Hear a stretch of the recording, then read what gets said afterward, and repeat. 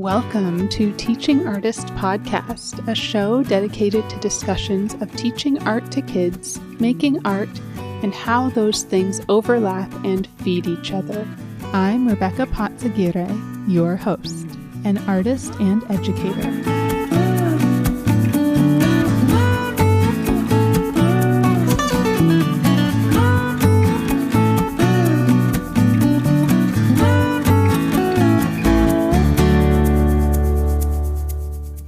Hello, thank you for listening. In this episode, you'll get a little peek into my time in the Czech Republic as Valentine Svihalek and I spoke a bit about life there, especially as an American mother. Valentine Svihalek talked about embracing her creativity and shifting in her career as she moved physically and emotionally through life. I love how she dove into being an artist and then working with fellow artists, especially mothers, to bring out their creative voices. Valentine Svihalek is a Belgian and American contemporary visual artist, international educator, and mother. Living and teaching in diverse communities around the world, she cultivated a desire for discovery and development. After the birth of her first child in a village surrounded by people who spoke a different language, she felt isolated. Turning inward, she developed a process of art making that liberates expressive energy and establishes connection. She engaged in the Artist Residency In Motherhood program. This experience, combined with graduate studies in philosophy and postgraduate studies in teaching, literacy, and culture in San Diego, served as the foundation for further exploration. Valentine founded the Mama Create Collective, a community that facilitated opportunities for English-speaking creatives in the Czech Republic. Inspired by her community work, she published The Imperfect Artist Mother Journey as a reflection on postpartum experience. Her European network merged with the global collective Art Moms United, where she serves as co-director. Valentine has exhibited her work in galleries in Europe and with the Jewish Museum in Prague. She is co-host of the Art Moms United podcast and is a member of a variety of directories and artist organizations, such as Spilt Milk Gallery, the Art Queens Society, Create Magazine, Artist Mother Network, and Artist Residency in Motherhood program. Let's hear from Valentine. I am speaking today with Valentine Svihalek, and I am so excited to hear about your story. It's a little bit different from a lot of the people I speak to because you're not teaching anymore, but you were teaching for a long time. So we will kind of hear about that transition. I really like to start with just kind of origin story, like how did you become an artist? How did you get into teaching? Could you kind of walk us through your story? Sure. I would say that I didn't think that I would end up as a teacher or as an artist initially, but hindsight's 2020, right? So initially, I studied philosophy. That was my bachelor's studies. And then I thought, okay, I'll probably go to law school or maybe I'll continue with philosophy. I wasn't quite sure. And I ended up in a situation with a partner who kind of guided me towards like, gosh, you have to be a teacher. It's just you and so on. And I ended up experiencing that and realizing that it really did suit me. And I really enjoyed it. And the further I went down that path, so I got my multiple subjects teaching credential in California, and I did special ed for a short time. I was in the credential internship program, but the funding was pulled. So then I switched gears. I think a lot of people can relate to that, right? Funding being an issue. So I ended up switching into my master's in literacy. So I was still teaching at the time. And then I kind of went the studying and working route for a bit. Then some family things happened. And the funny thing is my master's that I was studying was literacy, culture, and TESOL. And the reason that I took that emphasis was because I always kind of anticipated that I might leave the States, even though it wasn't this like certain trajectory or something. It was an idea that was just implanted there somewhere that, because I'm Belgian and American, and I always felt like I had one foot in each place. So for me, it was, it just kind of gave me that extra sense of comfort somehow. Like, it made sense for me. So towards the end of my studies, some family things happened and I needed to go back to Belgium to help my family. I had just actually secured a job in San Diego, which was a really strange timing because I had just secured a wonderful job in San Diego, but then I ended up going back to Belgium to help my family, and some things happened, and I ended up then teaching at the International School of Brussels. It was just, kind of a whirlwind. And then from there, I was teaching in different international schools and mostly primary teaching. I really love the little ones. So for me, that's, I think you'll ask me a little about my approach, but I just love little people. They're just amazing. Yeah. And there's just, there's so much love and so much joy. And I just love sharing the journey with them. So for me, that was, especially at that time, that was the right fit for me. And I think that changes. I think as a teacher, some people are really like, you are going to be a kindergarten teacher for the rest of your life and you'll love it and it's the best thing that ever happened to you. Or you're this kind of person who kind of ebbs and flows with, all right, now I'd like to teach this, then I'd like to come into that. And well, now I have children, so maybe it makes sense to teach a little bit older and so on. So yeah, that makes a lot of sense. In terms of my artist, should I keep going here? Yeah, I want to hear about the artist side. When did that come in? So that was actually then shortly after I had moved to the Czech Republic. I came here for a teaching position as well at the international school. And I ended up meeting my husband, and we were married 1 year later. 2 years later, I had my son. And it was just, we were older, so I think things happened for us more quickly.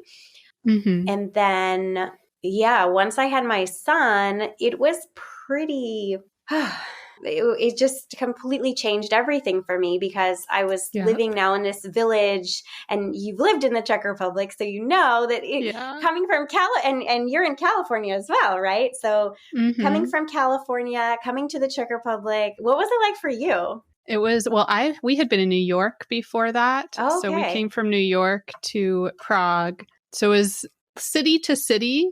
Like we didn't come straight to a village, but we did get to visit some of them while we were there. And I can see that just being such a big sort of culture shock. And the language as well. Yeah. Also, I didn't have as much of that because we were in Prague where, most people speak English. True. Yeah. And I'm in the second largest city here in the Czech Republic and just outside of that city. But I'm really, the center is not far, but at the same time, I'm in a small village. And, just imagine yourself surrounded by people who don't speak English. None of my neighbors, they would kind of run away from me, to be honest. Like if I would walk outside and say, hi, they would just be like, whoa, who is this person? And why are they talking to me? Because it's not very natural for them. They're much more, they're wonderfully open once you know them. But in general, people are not, it's just the opposite of California. In California, everyone's like, hi, we're really out there. But it doesn't necessarily mean anything more. And here, people are really cold until you get to know them. So that difference was really striking for me. And of course, after having a child, not having my family here, not having my friends close by, it was a lot. It was really, a huge shift for me. And that was the moment when I got connected with this expat community here.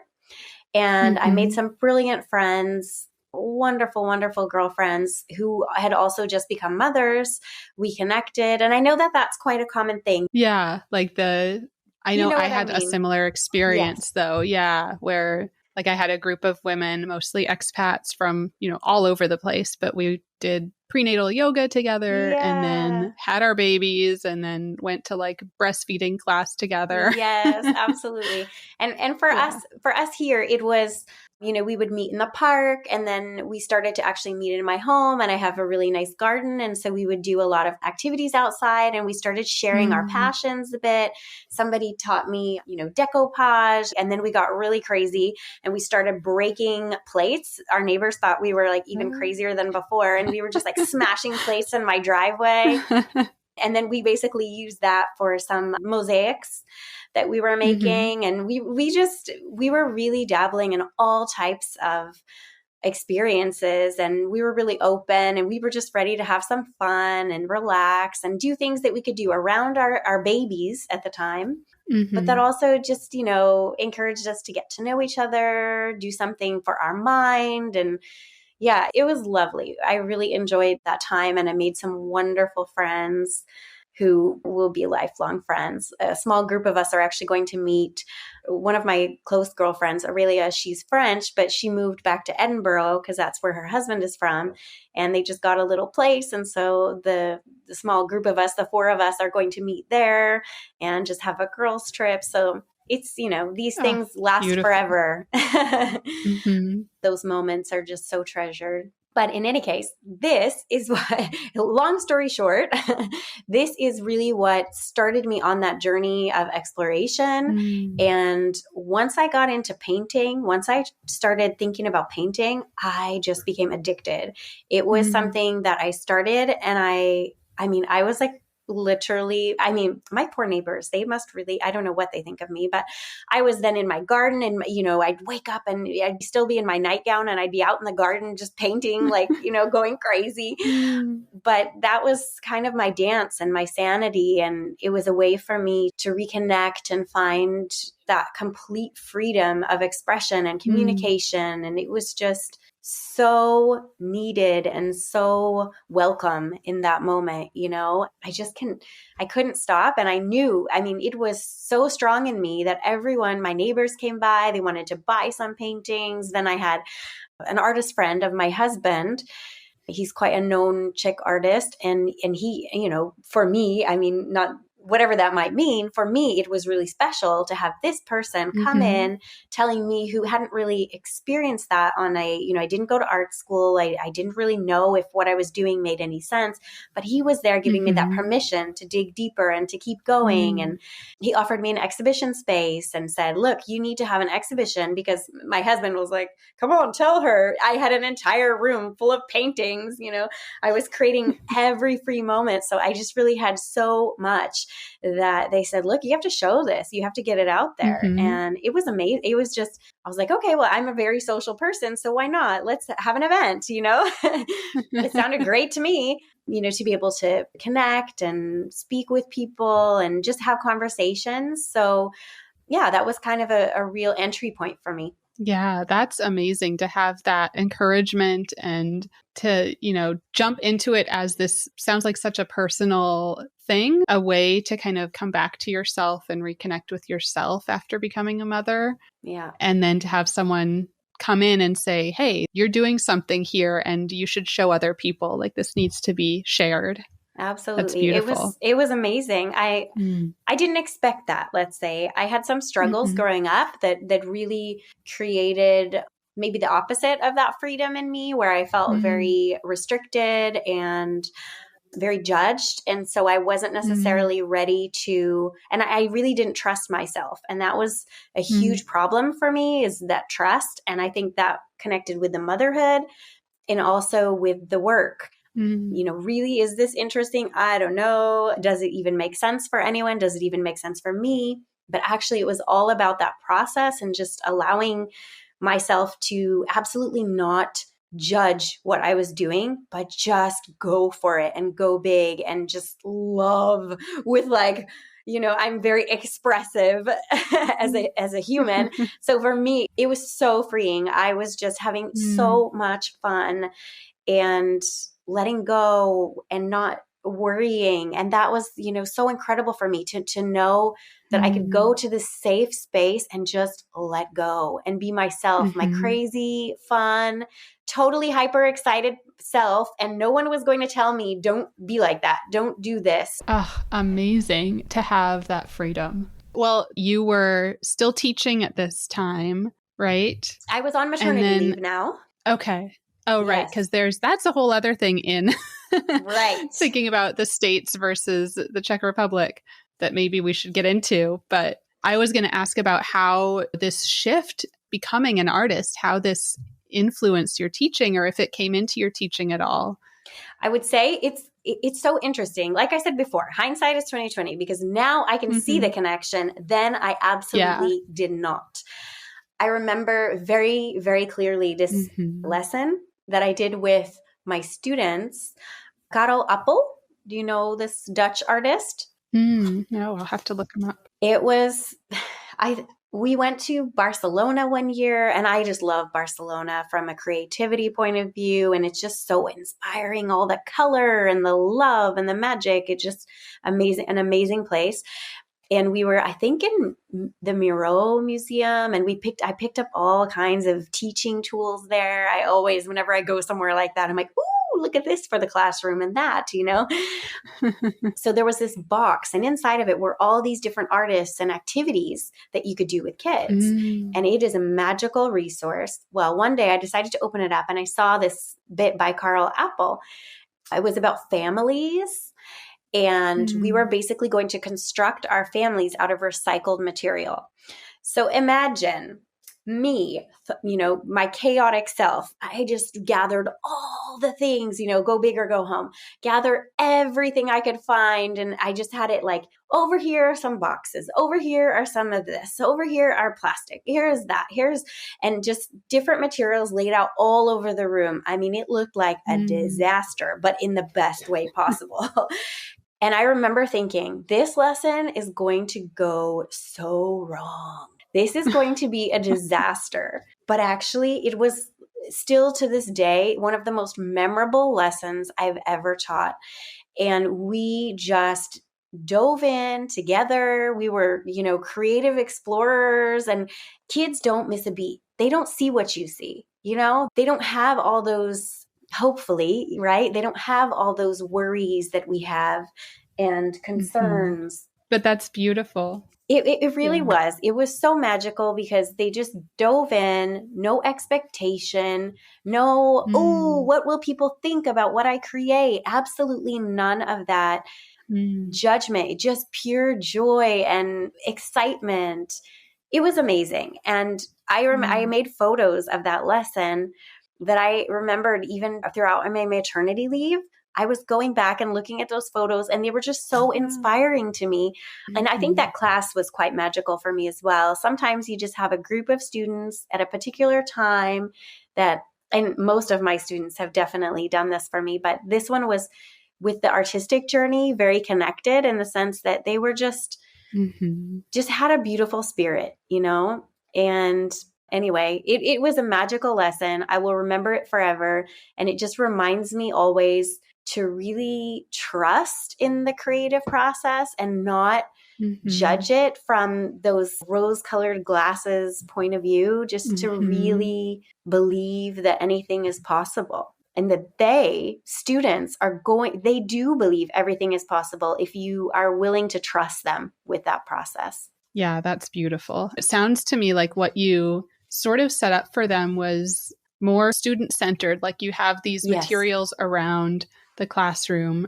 Maybe this is a good time to talk about your approach with the little ones with primary, because to me, at least for that lesson, it's sounding like very student-centered, you know, towards Montessori style, where they're able to gather what they need and work on their idea. Yes. Which I find like that's so inspiring for me too. And just seeing what students create when you give them that freedom and you give them that trust.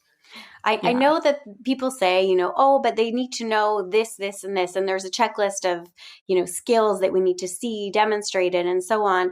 But I'm really, and maybe that's especially from the point of view and where I was coming from at that time, I didn't study art. So for me, even though I was responsible for teaching art, I had to really think outside the box as to how I was going to deliver that. Drawing was not a skill that I actually honed when I was young because I was always told, you are terrible at this. Don't try this. That's not your thing. And so I know a lot of artists say, oh, I knew forever, you know, and it's magical. I'm like, yes, I wish I would have known sooner that this was really what I wanted to do. And I loved it. And it's definitely where my passions were, but I wasn't allowed to explore that part of myself. I was really... I just wasn't really allowed to do that. It wasn't okay. It wasn't accepted around me. And I wasn't encouraged. And that's something that I always want to give to my students is to say, this is not for a select few. This is for everyone. This is for you. Don't worry about what people say. Enjoy this to the fullest. And I think, honestly, I remember when I was given the choice to teach PE or art, and I was like, don't give me art. Don't give me art. I'm not going to,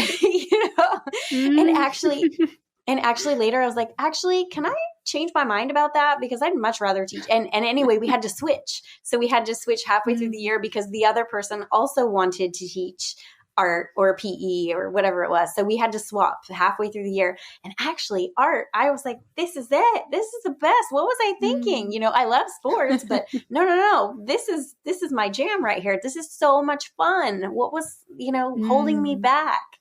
And it was such a pleasure. I mean, and not everything about, not every lesson was, as you described, this Caro Apple lesson.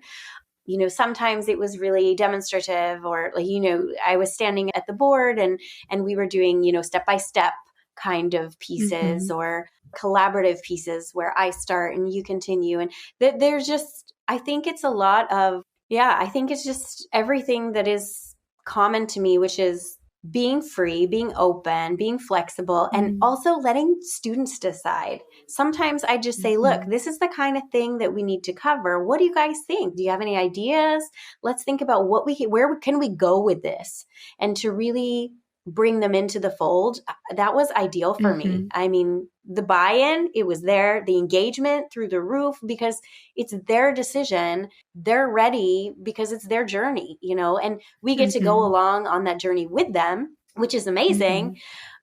But and I think now it also really informs the teaching that I'm doing, because again, as I started teaching, working as a mentor and working with other artists and creatives and creating that safe space for them, they're adults, right? And I was like, oh, but I've never really worked so closely with adults. Oh, can I manage this? And actually, once I started, I realized, gosh, this is wonderful. And I think that it's just, for me, I couldn't imagine. I have a 3-year-old and a 6-year-old, and to be all day in the classroom with that age, 6, 7 years old, 8 years old, what I was teaching, I think I would lose my mind right now. I'm not in the headspace for that.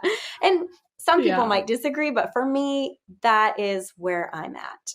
And I'm okay with that. Yeah. It felt like too much. And it just didn't. Once I discovered painting, honestly, there was no going back. I knew that this was the way it was going to be for me. This is the direction my path started to unfold. And I didn't have a choice, but I did in the best way. Yeah, that's wonderful. I would love to hear more about that transition, like how you shifted from the classroom with young primary age students to now working more with adults, with other artists. I think they're both kind of the same in the sense that I really come from the heart.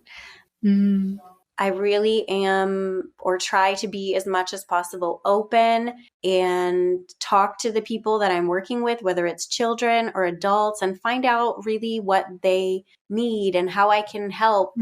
Because I see myself as more of a facilitator, I would say. I'm not an imparter of knowledge. I don't see myself in this role. I don't feel that that's our role. But I feel to engage in that journey. And maybe that's why it makes so much sense for me right now to do what I'm doing, because that's where my interests are right now. And that's what I'm pushing forward. And that's kind of the daily work that I'm diving into. So it makes a lot of sense to communicate about that.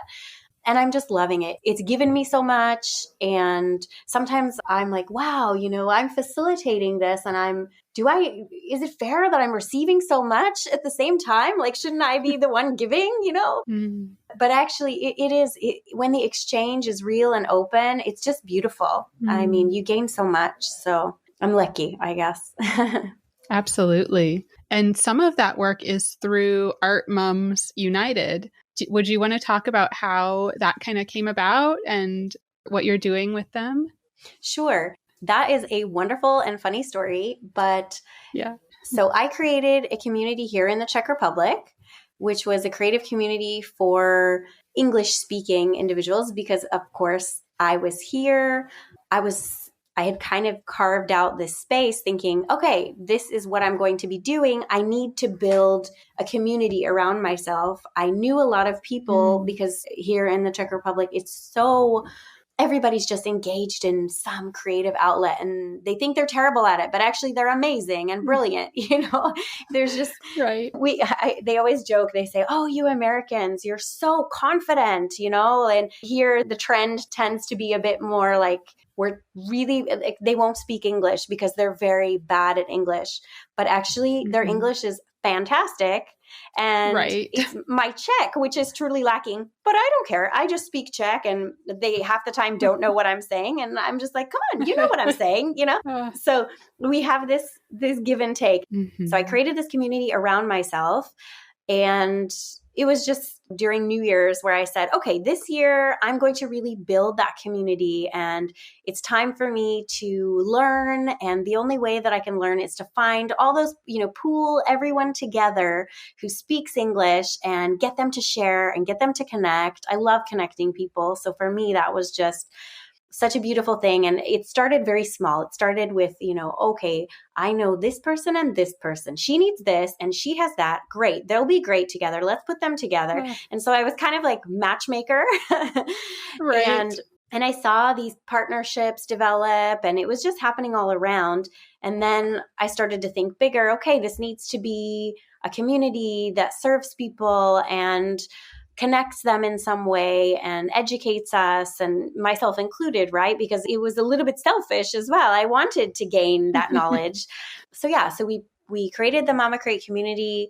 We had lots of collaborative exhibitions. We went to gallery visits, mentoring. I'm trying to think what else we all did at the beginning, but lots of activities. And I think we had something like 6 exhibitions in the first year, something like that.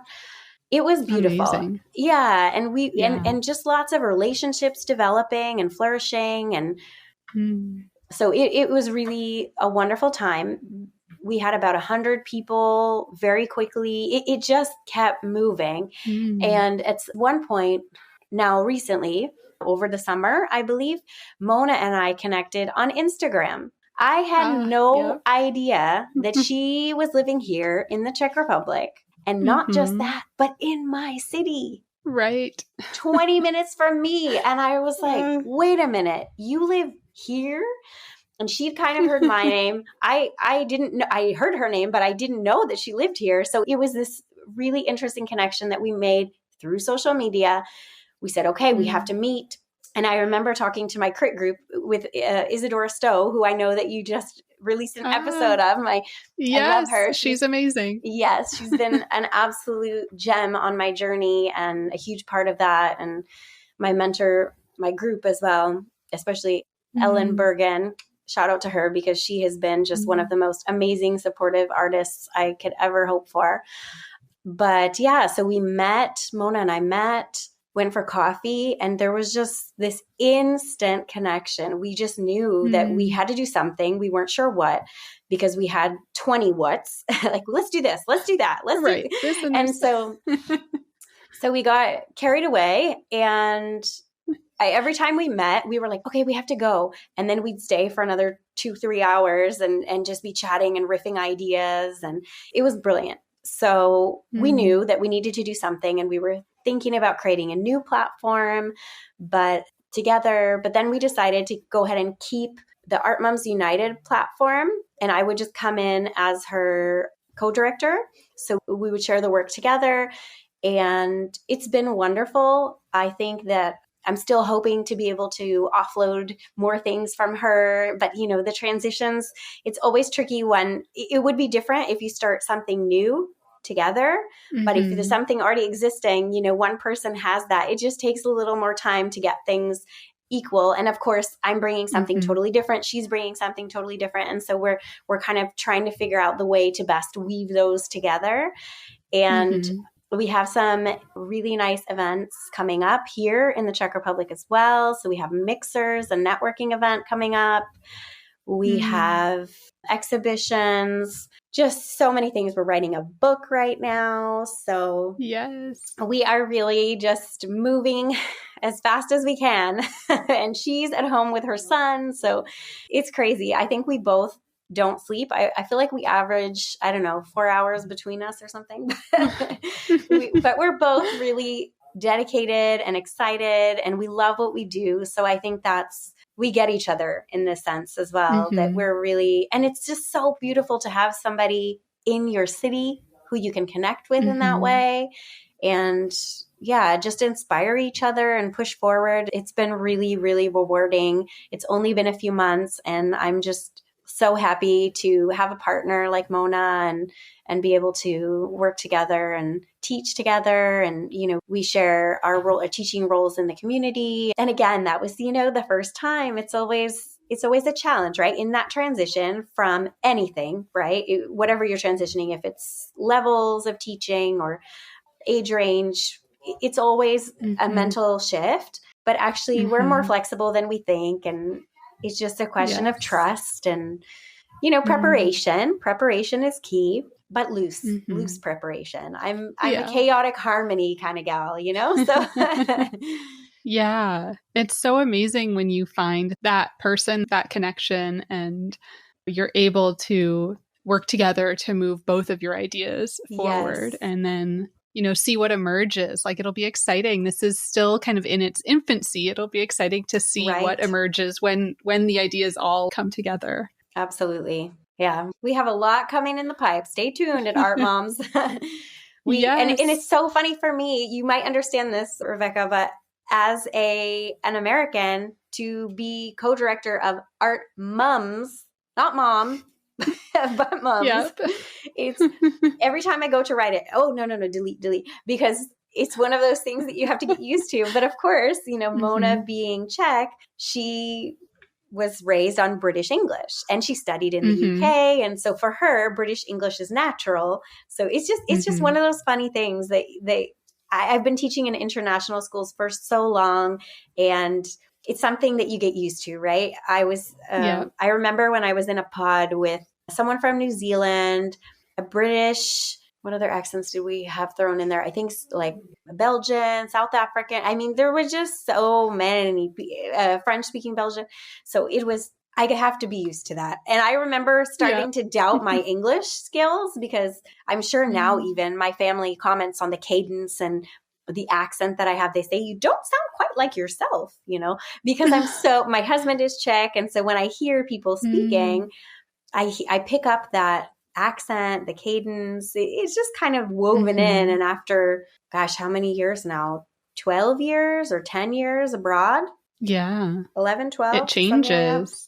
You shift. And I'm around so many different types of English all the time that it's very hard to remember when you're writing, thinking. But it's nice because it also develops the awareness, which I think is so helpful. Yeah, definitely.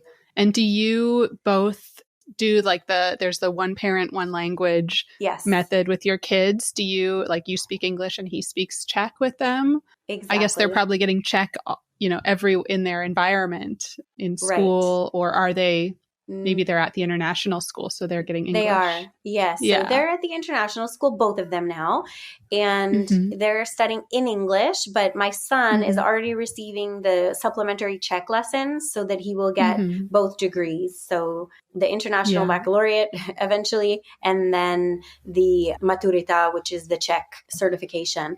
But at home, they receive English from me.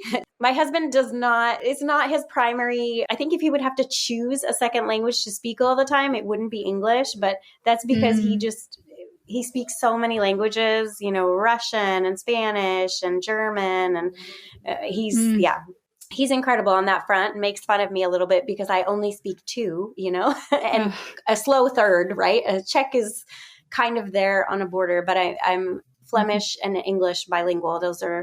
That's how I was raised. So I was raised in that same way. So my mother always spoke Flemish to us early on. My father always English, and my children now have the same, in a sense, Czech and English. So, but it's interesting though, I think, when people see us together, if you're sitting around the table, one person, it's changing every 2 seconds. If my husband is speaking, or if I'm speaking, or if the kids are trying to speak to my husband and me at the same time, then it's English. So at least I get lucky on that front usually. But Yeah. Yeah, I know that was a big challenge for us. My husband's first language was Spanish, but he grew up in the States speaking English. And it was hard for him to kind of wrap his head around switching because my Spanish is not good. Okay. So we didn't do that. And we kind of regret, like, my daughter does not speak Spanish. She understands a little and has a few words, but yeah, it was definitely a challenge. It's never too late. Yeah.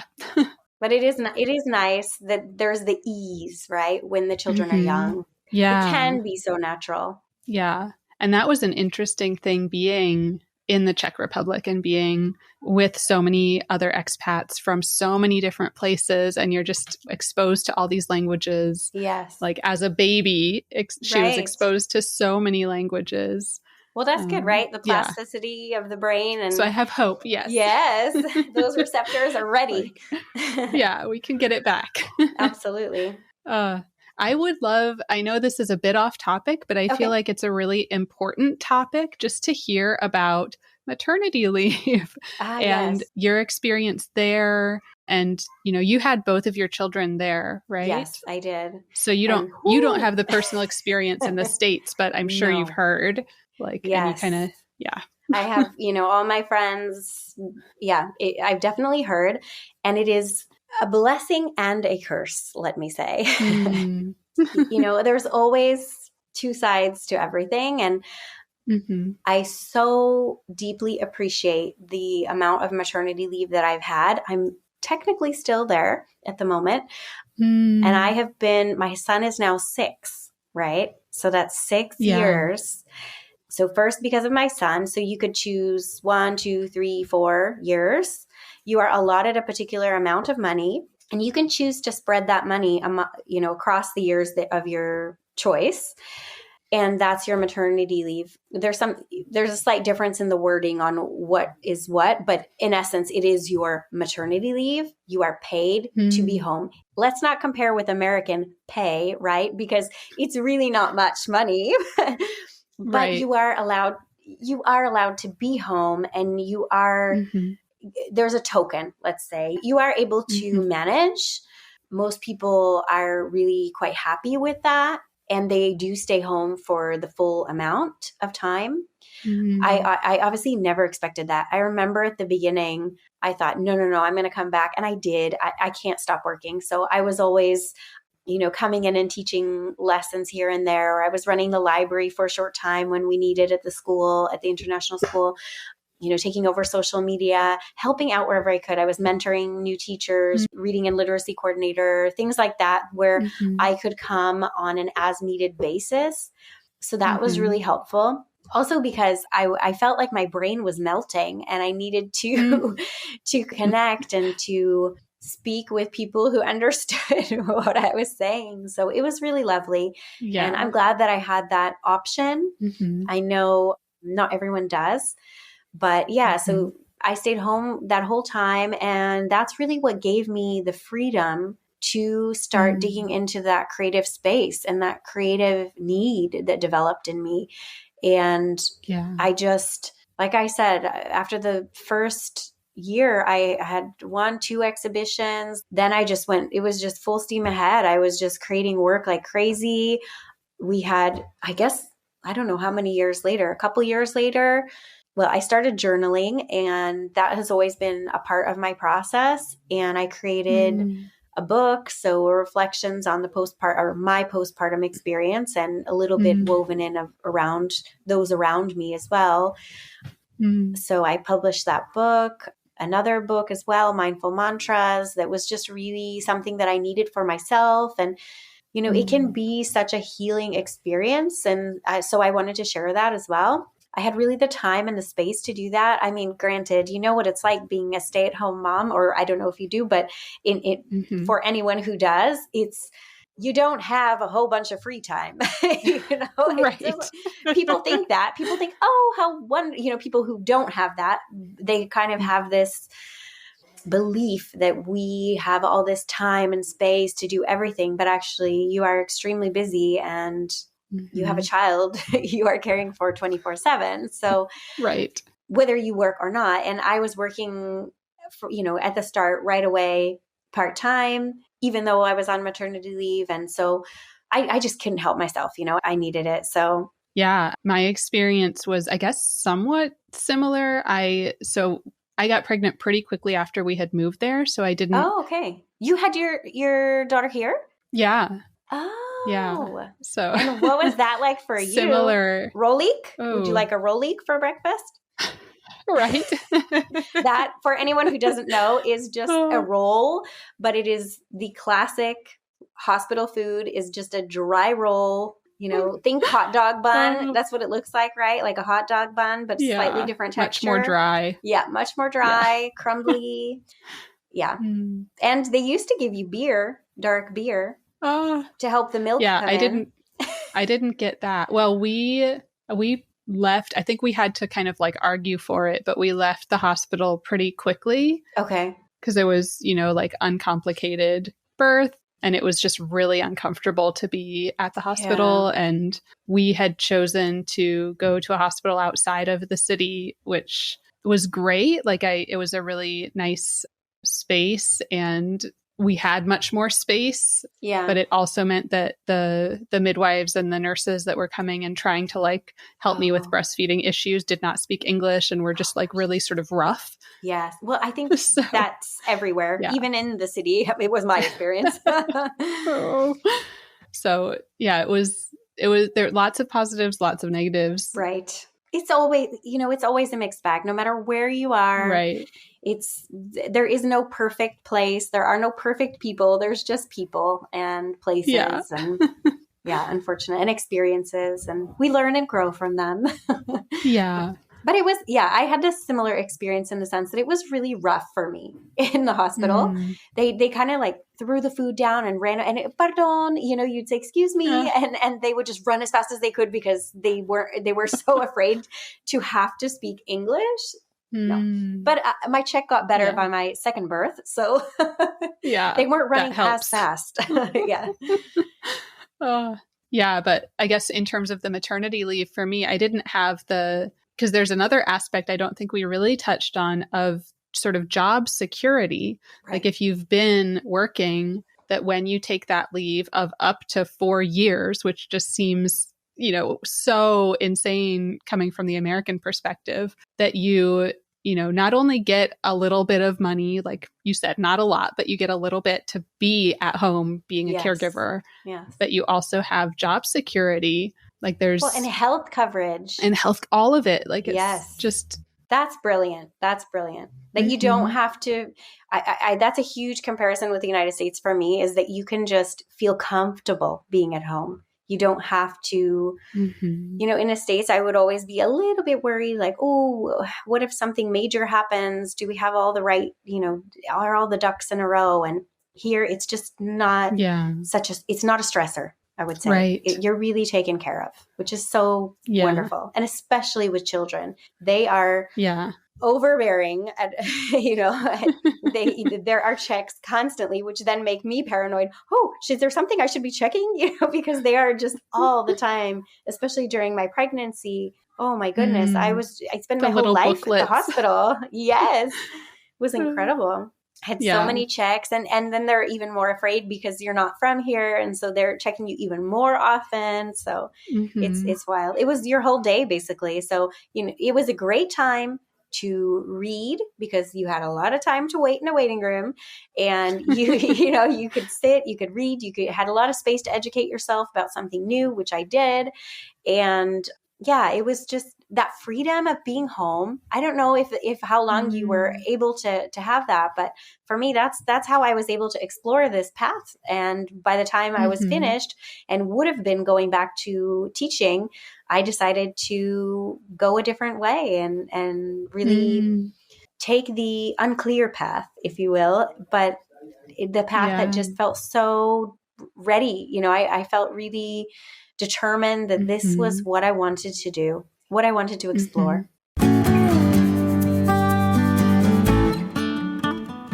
I feel like that's an amazing way to kind of transition out of that leave, having that time, exploring yourself. I would love to hear more. Like you've talked about your exhibitions. I would love to hear more about your work and maybe starting just like visually, if you could kind of describe your work. And I'll share images, but yeah, the challenging thing for visual people. Can you describe your work? Yes, no problem. I really make expressive and experimental abstract works. And they're very vibrant and color rich. And each experience is one completely its own. And I think I struggled at the beginning with that they are so free and so varied. But actually, that's the key for me. That's what ties it together, actually. Mm-hmm. Yeah, I enjoy so much that free space, absolutely no judgment on what I'm doing, to be completely and totally myself. And whether that brings something extremely bright one day or something a little bit deeper or more varied, I just trust myself. And I love what Chagall said about that, but just the idea that when we try to make something or put ourselves in the way, it's not going to work. We really have to take ourselves out and just feel that process. And when you're really able, or I'm really able to get into my flow state, that's when the magic happens. But sometimes that trust, that little element of release, that taking that step is so critical, but so difficult. And it takes those routines or rituals, if you will, that help me to open it. And I think that's why it's been so hard for me to share that process, because it is so personal and it's just private. It's hard to share, right? But there are aspects which you can share, but that full freedom of really the dance that I'm doing and the movement and everything, some friends of mine describe it as, I feel like I imagine your husband playing, because my husband's a musician, playing music in the background and you're dancing and free. And, it's happened. It can be that, but it's just, I keep myself really open and not putting pressure on myself to create something or set an expectation. It's the same as my teaching, really, to just set an expectation of exploration rather than any outcome. And that has been key for me in my work. Yeah, I think that's beautiful. And you talk about it being varied, but it's also like I can see the variation, but you see your hand in there too. Like you see the movement and you can see the connections between all of the different pieces that you have. So yeah, there's variety, but it makes sense. But if I have to look at, creating, a wall of my marks, if I would be trying to synthesize that information, it would be a challenge for me because it is always so different. But yeah, like you said, it is me. It is, it is authentic, but it's hard sometimes for others to feel who don't know me. Maybe I think the more you look at the work, maybe you start to see the connection, but it depends on the breadth that you're experiencing, maybe. Yeah. And I love how you also talk about kind of the meaning behind it. The process is so important, and kind of getting some of those feelings, emotions just out through that movement and through that process. I think lately I've been in this place where I feel so open and free, and I'm a very intense person. I'm just fun-loving, out there. And I think that's why Mona and I are such a good balance. I call us the yin and yang. We are really like this amazing partnership. But when I think about the color choices I've been making lately, I was thinking about that recently, and it's really me. It's just felt much more bright and bold, and that's kind of where my feelings are right now. And I'm feeling really, you have those different moments and different times, but oh my goodness, it's kind of in your face, isn't it? With the pink, and it's wonderful. I don't know. It's me, great. So I love it. Yeah. I'm like, yes. I love that. Yeah, I love those bright colors, but I also love that you have some work that's like darker or like more subdued or more, like a specific color palette. And then you have these really bright sort of, you can see the different feelings, the different emotions you're going through there. Oh, wonderful. Thank you. Yeah. I would love to get some just kind of like fun, more get to know you questions. Okay. So the one I like to ask, what are you curious about right now? Ooh, oh my goodness. This is such a odd topic. I don't know. But okay. So my friend, Ellen Bergen, she's amazing. And she is always exploring interesting topics in her work. But she did this piece on placenta. And then she sent me Mm. a link to Radiolab.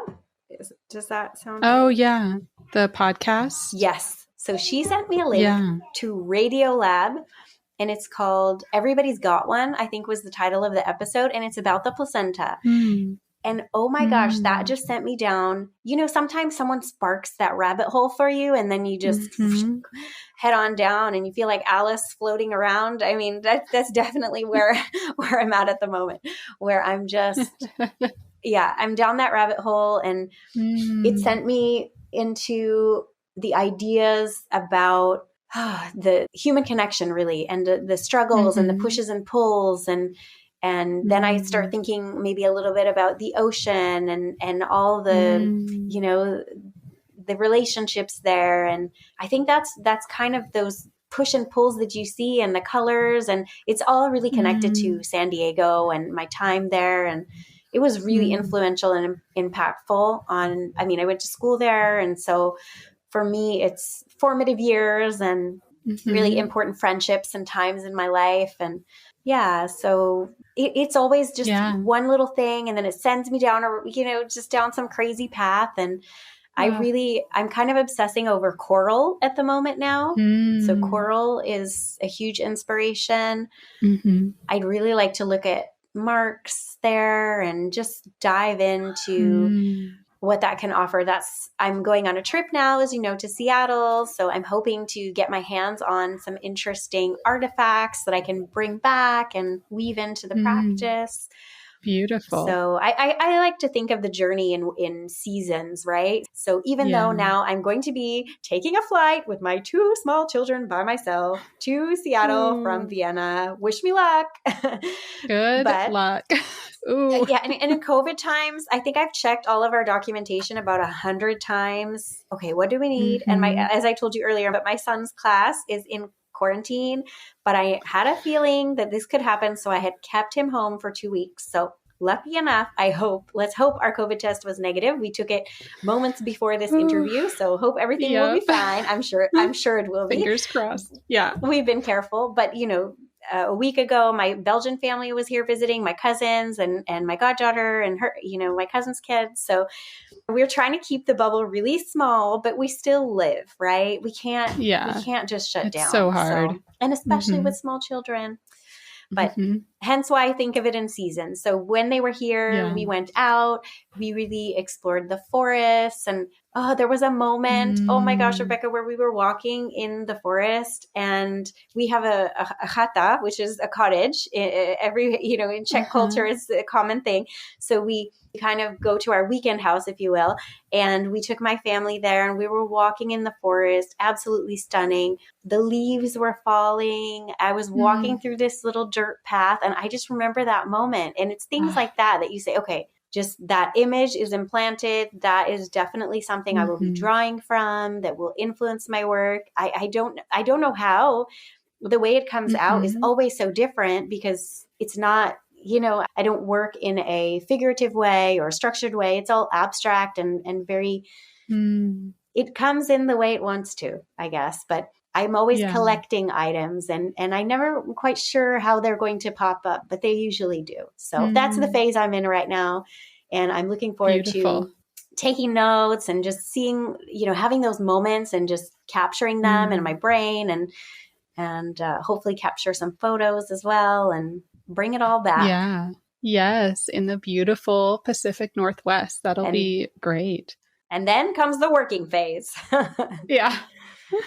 When you mentioned coral, it made me think of that. There's crochet work that's coral. Have you seen that? I'll have to find it. No, but that sounds amazing. I Yeah. can only imagine the texture and I'll color. find it. And here it is. Margaret Wertheim. I'm not sure how you say her name. I'll look it up. But That sounds... I will link to that and share it with Okay, you. wonderful. Yeah, It's fantastic. beautiful. Okay, another fun question. What is your favorite food? So I always say sushi, and it's true, but I'm a vegetarian. But I do eat fish, so not total vegetarian, just fish. And so sometimes, but sushi is definitely up there. But honestly, the thing that I always come back to is pasta with my vegetarian homemade sauce. Oh, that my husband makes as well. And he does. Whenever he wants to please me, that's the dish, super spicy, mega spicy. And I love it. When we first came back from the hospital after eating the rolik and dry bread, that was the first thing he made for me. And of course, I thought I was going to kill my son, because after I had... Imagine I just eaten this spicy sauce and I'm nursing, and then I look at his face and I'm like, oh my gosh, what did I do? Like, what was I thinking? So luckily he's fine, but I turned him into a spice food lover. I didn't eat spicy for a while after that, but yeah, I think that set the bar for him quite high. So he's, he can eat any spicy food now. That's great. I love it. And then, is there anything we missed? Anything you really wanted to touch on that we didn't get to? No, I mean, I think it's been really lovely talking to you. I would love to hear more about your journey here in the Czech Republic and why you moved here. Why did you move here? Was it for work? It was my husband's work. Yeah, we had been in New York he had been there for at least 10 years. I'd left for grad school and come back. So around 10 years. And we'd just gotten married. We were kind of like ready to have kids and did not want to do it in New York. We're also just kind of like fed up with America to some extent, and started really like throwing darts at the map of Europe, like throwing job applications at the map of Europe. Wonderful. And he got his first offer was in Prague. So we were like, okay, here we go. It's a lovely city. And how long did you stay after your daughter was born? About 2 years. We came back when she was almost 2.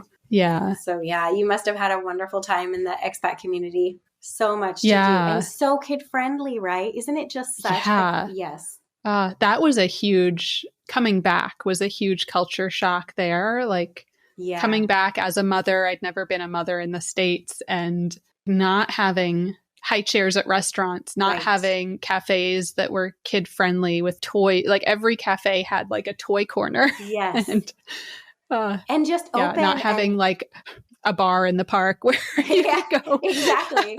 You mean your Fibo, your beer in the park with your friends, with your stroller in the other hand. Yeah. That's the way to go.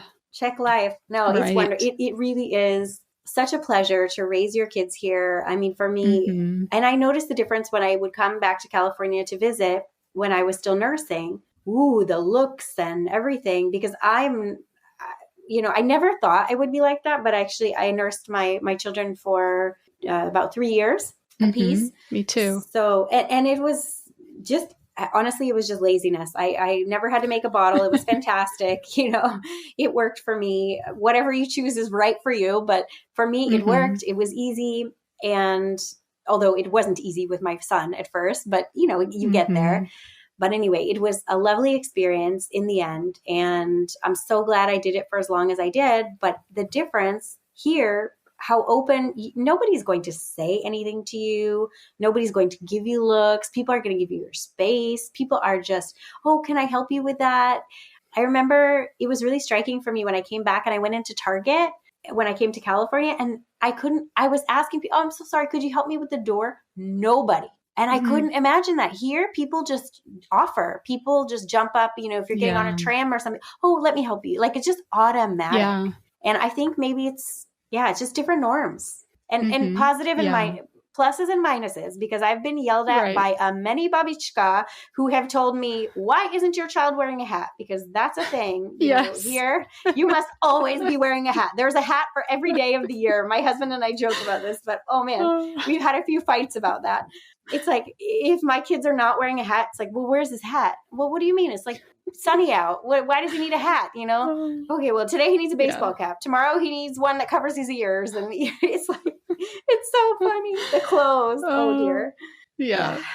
Yeah, but it is definitely a different, like kids are just woven into society there. And here it feels like they're excluded from a lot of places. I take my kids to my exhibitions. Even installation, once it was a little bit tricky, wasn't the most pleasurable experience, but in general, they're great. If I can get a friend to come and help me in case the baby was fussy or something, that worked out really well. But absolutely, they don't look at, they don't think, they just know that that's your life and great. Like, bring your child. It's normal. Absolutely. Yeah. Why wouldn't you? They're an extension of you, of course. Right now they're babies, so you need to be with them. And they just take it as granted. And I love that. I really do. I'm grateful for that. Yeah, I remember one thing that really struck me was some of the other moms in the community that I was in with a little bit older children talking about the guilt they were feeling over going back to work when their child was only 2. And it was like, here it's like you're lucky if you get 6 weeks. Right.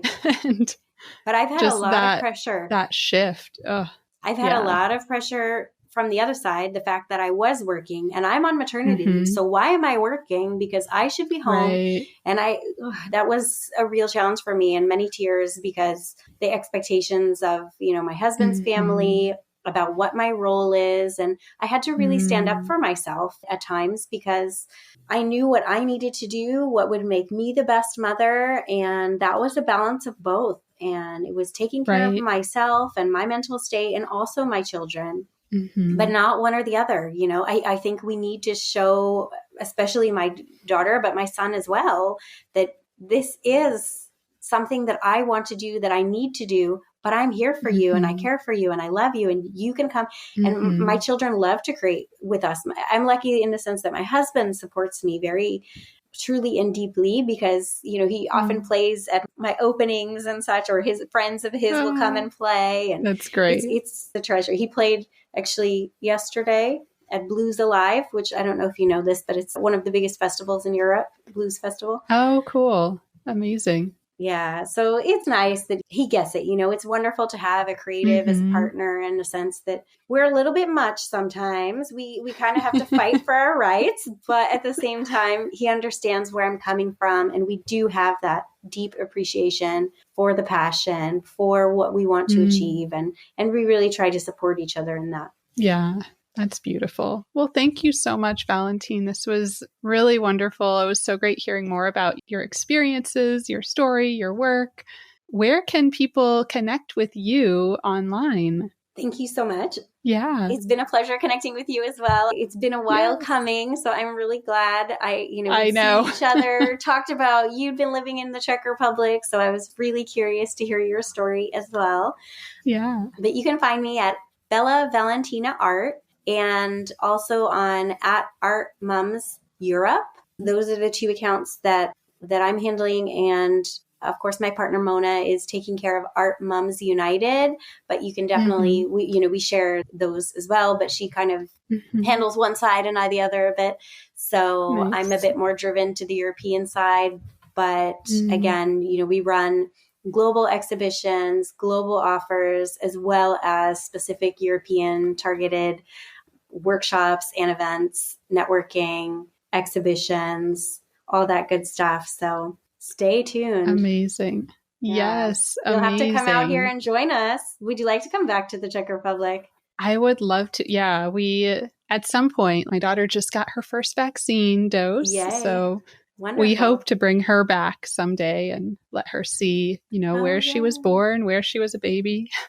That's amazing. Yes, definitely. Yeah. Well, you're always welcome here. We'd be happy to host you. Yes. I would love to. A little powwow with Mona will be lots of fun. Yes, absolutely. Thank you so much. Thank you.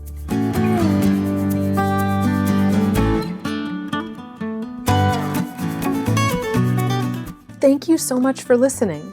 As always, you can reach me at Teaching Artist Podcast on Instagram or teachingartistpodcast@gmail.com. Who do you want to hear from? Please share your recommendations of teaching artists. And if you loved this episode, please subscribe, Leave a review wherever you listen to podcasts and follow me. It really makes a big difference. Thank you.